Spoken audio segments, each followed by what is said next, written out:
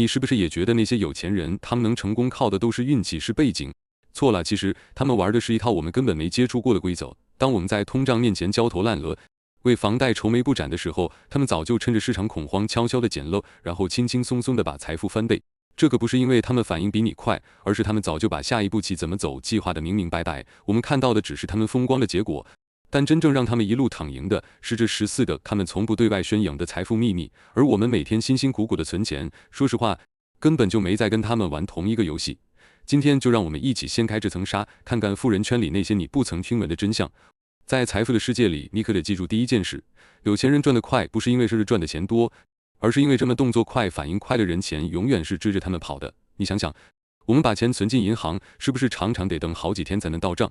可就在你等的这几天里，银行早把你的钱拿去投资，拿去套利了，1分钱都没少赚。但私人的资金就不一样了，他们的节奏快得惊人，钱一到位，几个小时就能完成交易，快很准，绝不拖泥带水。这种速度上的巨大差异，在市场剧烈波动的时候看得尤其清楚。还记得2020年疫情刚爆发那会儿呢？股市大跌，人人自危，大多数人只看到了风险，富人看到的却是绝佳的机会。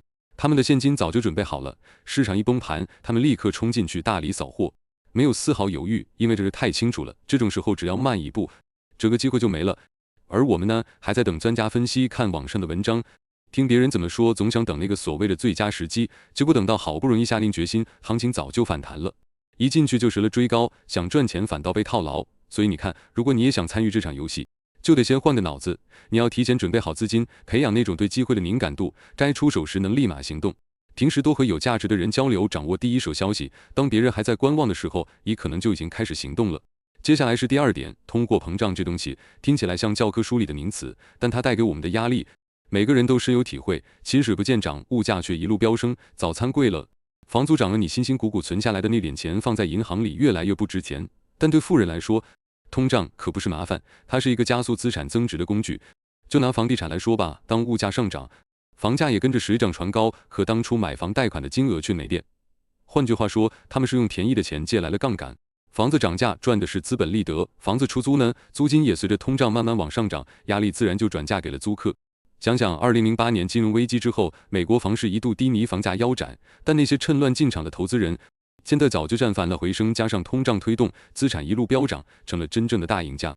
这可不只发生在房地产领域，企业主也一样能从中获利，成本增加了，那就涨价，让消费者来买单，而他们早年借的那些债务，利率低，金额小，根本不受影响。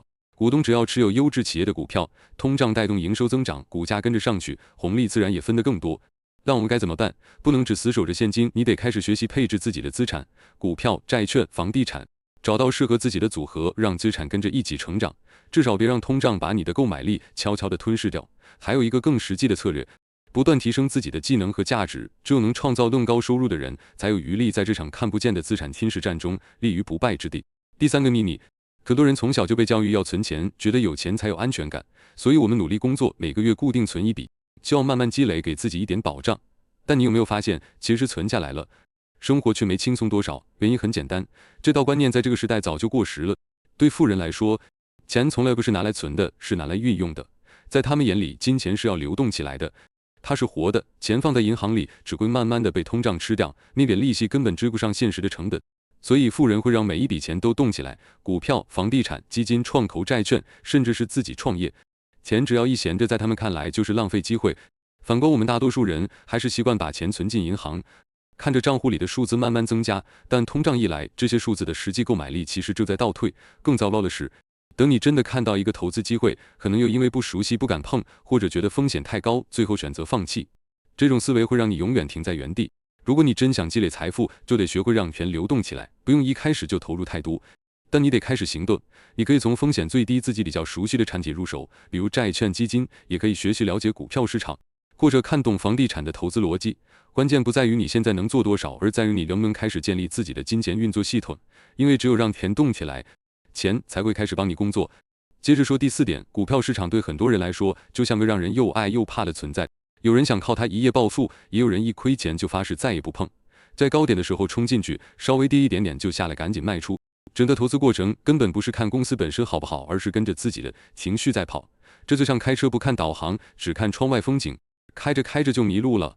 但其实股票从来不是赌场，真正的富人也不是用赌的方式在投资，他们看的是企业的价值，而不是今天股价是涨了还是跌了。他们买进的是一家公司未来能不能持续赚钱，能不能稳定成长，而不是明天能不能赚到一根涨停板。他们选股看的是基本面、产业趋势、商业模式、管理团队、财务体制、估值水准，这些东西才是股票长期走势的根本，可不是这些上那几根红红绿绿的线真正让他们赚到大钱的。也不是消息灵通，也不是进出市场神速，而是时间，是那种能看懂之后就敢于抱住的底气。因为他们知道市场本来就会上上下下，短期波动是常态，只要选对了公司，看对了趋势，时间自然会帮你把获利拉回来。所以你看，投资股票不是每天死盯着盘面，而是要看得懂、撑得住，然后放得久。第5个秘密，你不知道的赚钱方式，富人早就悄悄的布局了。我们熟悉的投资，大多离不开股票、房地产、基金这几样。但富人的世界早就不只停留在这些常见的选项了，他们的财富很多时候是藏在我们从来没接触过的地方。艺术品、红酒、古董车、限量名表，甚至是稀有邮票，这些看起来像收藏的东西，其实都是他们用来赚钱的资产。比如说一瓶1982年的拉菲红酒，当年只卖$20，现在市价超过$5000。一幅沃霍尔的金宝汤罐头，最初拍卖价$600，如今成交价超过15亿美元，这可不是运气，这是眼光，也是一种完全不同的资产配置策略。为什么富人喜欢这类另类资产？因为他们不太受股市影响，跟传统资产的关联性低，市场动荡的时候，这些资产反而更抗跌，有时甚至还能逆势上涨，能帮他们分散风险，也稳定住总体的资产价值。而且这些资产通常有门槛，这个门槛不是钱，而是知识和经验。你懂市场，懂估值，懂流通，就能先人一步看到机会。对我们普通人来说，也不是完全没有切入点。也可以从小额低风险自己感兴趣的领域开始接触，比如艺术品基金、红酒平台、NFT 与实体资产挂钩的产品等等，慢慢建立自己的眼光和知识，然后再思考怎么参与更深一层的投资。关键不是一开始就要去追那些高门槛的，而是你能不能开始建立那种看见机会的视角。因为对富人来说，赚钱从来不只是一种方法，而是把更多可能性变成现金流的能力。再来说第6点，你每个月辛辛苦苦缴的房贷，其实早就变成了别人的稳定现金流。对大多数人来说，买一间自己的房子，哪怕背着房贷，心里都会觉得踏实。至少房子是自己的，每个月缴的钱是在帮自己积累资产。但你可能没想过，你缴出去的房贷，其实早就变成了别人，也就是银行和投资机构口袋里的稳定现金流了。银行给你贷款，可不是真的打算一直握着那笔债权不放，专门会把这些房贷打包成一整包资产，再卖给投资机构或其他金融产品，变成一种每个月都能自动吐钱的投资工具。这操作听起来像魔术，其实就是结构型金融的日常。你每个月准时还款，对银行来说只是第一步，后面赚的更多的是这整套金融化的运作。但换个角度想想，既然房贷能变成现金流，为什么你只能当那个供钱的人，而不是收钱的那一方呢？富人不只是买房自住，他们更关心这间房子能不能产生租金，有没有增值空间。所以他们会买进能出租的房产，用租金支付贷款，甚至还能多出盈余，这才是让资产自己养自己的方式。而我们如果也想这样操作，第一步就是挑对房子、地点、机能需求、未来增值潜力，这些都是基本功。选对了房子，它就不只是开销，而是你的第一台印钞机。第7个秘密，他们投资的不是运气，而是规则的方向。对富人来说，影响力才是真正的资产。他们早就明白，与其把希望寄托在中乐透这种小概率事件上，不如直接参与制定规则，让胜率永远站在自己这一边。我们每天都被各种法规、税制、补助政策所影响，但这些条文可不是天上掉下来的，它们背后都有一双双看不见的手在推动。富人靠着钱和人脉，参与游说、捐款、政策讨论，让整个市场环境越来越友善。对谁友善？当然是对他们自己。各位知道，只要能影响规则，就能创造机会，所以他们投资的不只是土地、股票或企业，而是整个系统的走向。而我们虽然没有直接参与的资源，但也不能忽略政策的力量。政策在哪里，钱就往哪里走。政府一宣布要补助再生能源，整个绿能股就动起来了；一说要扶植半导体，这条产业链就开始爆单。关键是你能不能提早看懂风向，比别人早一步卡好位、布好局。因为在这场游戏里，规则可不是中立的，谁先知道谁就先赚到。第8个秘密，你以为是资源不够，其实是你的思维不对。当生活压力一波接一波，很多人会开始怀疑，时间不够，钱不够，机会根本轮不到我。这种不够用的感觉很真实，也很沉重。但真相是，资源从来不是问题，问题是我们用什么角度去看这个世界。钱不是固定的，它每天都在流动，市场永远有人在赚，也永远有人在错过。你看到的不是没有机会，而是机会没按照你习惯的方式出现。知识也早就不是稀缺品了。现在要学东西比以前容易太多了，网络上资讯一大堆，关键不是你缺不缺，而是你有没有去长，有没有真正去理解和运用。真正稀缺的是一种我可以改变现状的信念。你愿不愿意多问自己一句：我现在卡住，是资源真的不足，还是我还没换对思维和做法？当你开始用这种角度去看世界，你会发现很多你以为遥不可及的事情，其实只差一个转念，一个行动。第9个秘密，你的每一笔消费都在为他人创造现金流。我们每天刷卡、点外卖、买咖啡，看起来只是日常消费，但这些看似小额零散的行为，最后加总起来，撑起的却是别人的财富人生。拿星巴克来说，全球几万间门店每天卖出上千万杯咖啡，一年营收超过200亿美元，光是净利润就超过30亿。这些钱最后去了哪里？股东口袋、机构口袋、投资人口袋。而我们只是每天习惯性的扫个码，喝完一杯再贡献下一杯，这没什么对错，因为消费本来就是生活的一部分。但问题是，你有没有机会站在另一边？如果你想改变自己的财务状况，这不能只做个单纯的消费者，也要开始思考你在花钱的时候是不是也能参与到这个商业循环里。比如说，你是不是可以关注一下自己常消费的品牌有没有投资潜力？你是不是能多了解几家优质公司，在你继续用它的产品的同时，也能成为它的股东？从花钱支持变成用钱参与，才是真正的角色转换。第10个秘密，你会抑制分心，因为你是潜在的竞争者。你以为自己只是在滑手机、看影片、追新闻，但你可能没发现，你的注意力正在被慢慢偷走。现在这个时代，最大的战场不在股市，也不在房市，而是在你的屏幕上。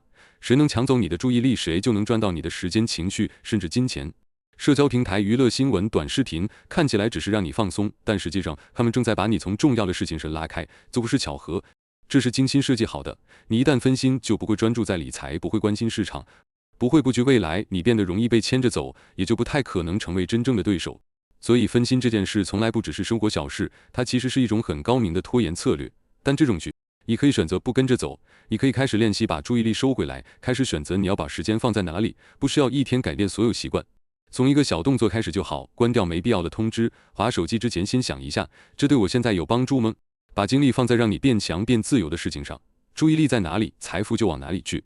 第11个秘密，经济一跌，富人就准备好捡便宜。经济衰退对多数人来说，就像一场突如其来的大风暴，收入缩水，工作不保，资产大跌，生活瞬间乱了套。但对有些人来说，这不叫灾难，这叫机会，因为他们知道，每一次的市场下跌都是一场静悄悄的财富重分配。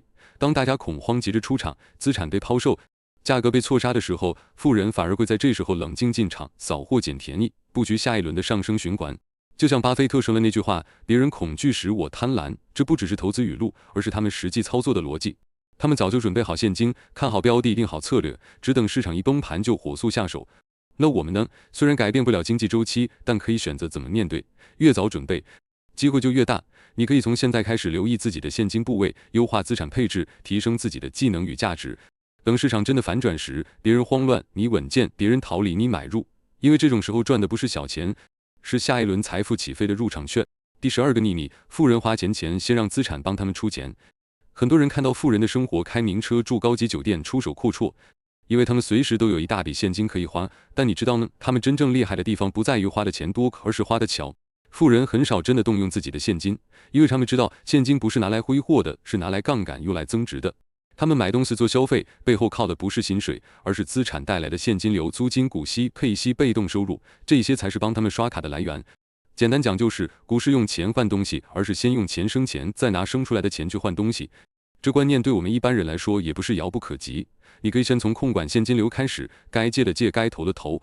不要把所有的钱都锁在房贷、车贷或一次性的开销里，甚至连日常消费也可以更有策略，像是利用信用卡的免息期、点数回馈、分期弹性，让你的钱多留一点时间在你手上，只创造更多价值。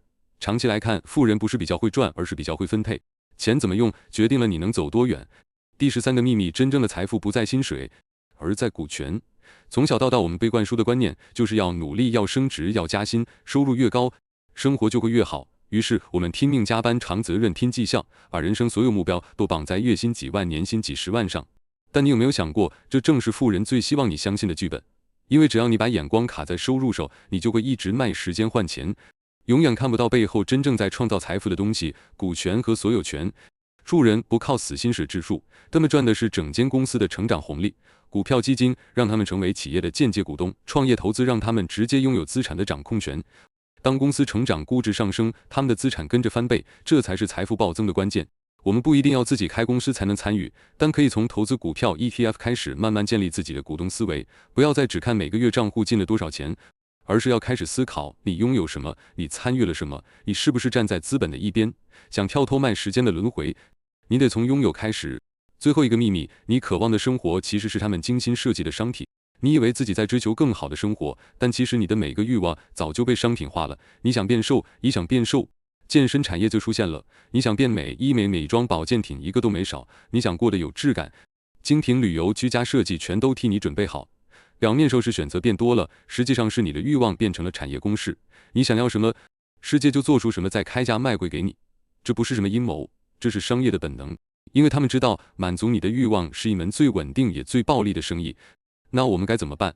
不是拒绝欲望，而是换一种角色。与其只是个消费者，不如成为一个创造者。你也可以从自己擅长的事情出发，去解决别人的焦虑，满足别人的期待，创造出一个属于你的价值链。因为当你开始卖东西的那一刻，你才真正站上这场游戏的另一边。看完这14个富人不说的秘密，你有什么感觉？你觉得自己曾经也被牵着鼻子走，还是庆幸自己早就开始醒悟了？